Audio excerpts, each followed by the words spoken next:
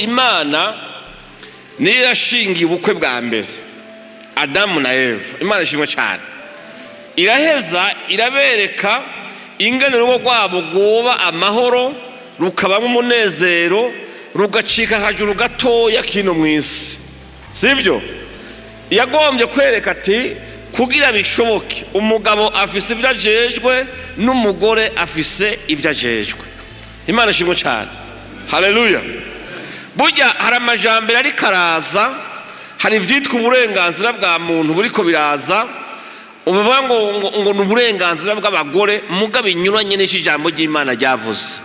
Muhora mwumva aho bavuga ngo umugabo n'umugore barangana, sibyo? Ariko nubwo bangana hariho urutonde Imana yashizeho. Imana yavuze ati umutwe w'urugo, hari naho ivuga ibibiri ivuga ngo umutwe w'umugore ninde? N'umugabo wiwe. None rero murabizi ikintu cyose kigize imitwe ibiri ziba zibaye ingorane, gica kiba igihume, ntibishoboka. Urugo ntikogira imitwe ibiri, rugira umwe. Imana ishimwe cyane. Haleluya.